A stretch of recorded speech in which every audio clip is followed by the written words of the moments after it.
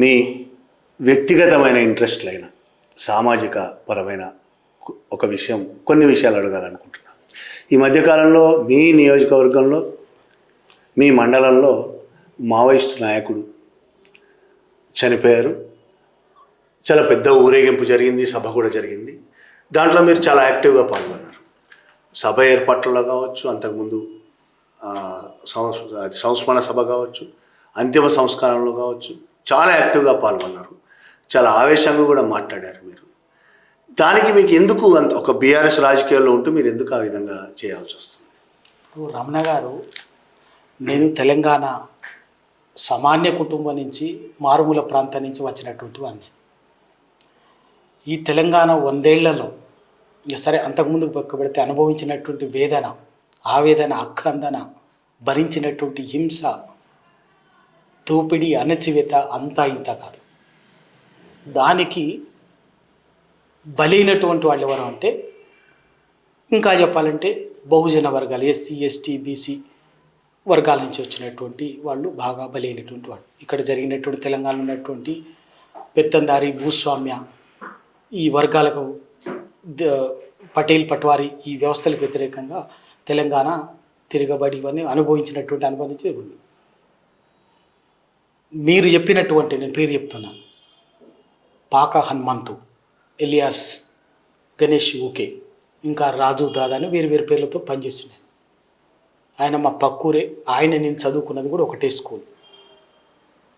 ఆయన ఎప్పుడో 45 ఏళ్ల క్రితం వీటన్నిటికీ ఎదిరించి ఓ పీడిత ప్రజల పక్షాన, ప్రజల కోసం ఒక సాయుధ పోరాటం తప్ప మార్గం లేదు అని చెప్పేసి వెళ్ళి దండకారణ్యంలో ఒక ఆదివాసీల తరఫున ప్రజల కోసం నిలబట్టి కొట్లాడినటువంటి నాయకుడు.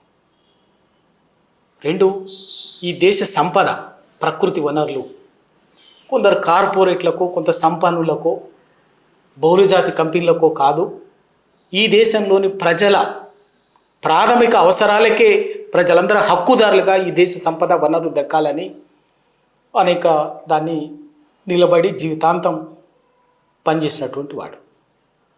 నేను తెలంగాణలో, ఈ తెలంగాణ ప్రాంతం కోసం ఎవరు నిజాయితీగా కొట్లాడినా, తనలాడినా, వాళ్ళ రాజకీయాలతో సంబంధం లేకుండా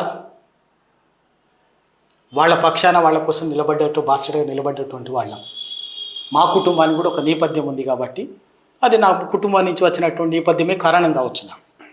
నేను పెరిగిన వాతావరణమే కావచ్చు. తెలంగాణ కోసం ఎవరు నిజాయితీగా మాట్లాడినా వాళ్ళని నేను, వాళ్ళ కష్టమో లేకపోతే వచ్చినప్పుడు తప్పనిసరిగా వాళ్ళ పట్ల గౌరవభావంతో, ఆదరణ భావంతో ఉన్నటువంటి వాడిని. పాక హనుమంతు సాయుధ పోరాట రాజకీయాలతోటి నాకు సంబంధం ఉందా లేదా అన్నది కూడా ఇవాళ చర్చ కాదు. వాటిని నేను అంగీకరించానా అన్నది కూడా ఇవాళ సందర్భం కాదు. ఎందుకంటే నేను ఒక రాజ్యాంగబద్ధమైనటువంటి, ఒక ప్రజాస్వామ్యయుతంగా ఉన్నటువంటి, పార్లమెంటరీ రాజకీయాల్లో ఉన్నటువంటి ఒక టీఆర్ఎస్ పార్టీలో క్రియాశీలకంగా ఉన్నటువంటి వాడిని. ఇక నేను ఏ రాజకీయాల పట్ల ఉన్నది, నేను రాజ్యాంగబద్ధంగా పనిచేసేటటువంటి వాడిని. ఈ దేశంలో ప్రజలకు హక్కులు కల్పించింది, ప్రజలకు, సామాన్యులకి రక్షణగా ఎప్పటికైనా నిలబడింది రాజ్యాంగం అని చెప్పేసి సంపూర్ణంగా నమ్మేటటువంటి వాడిని.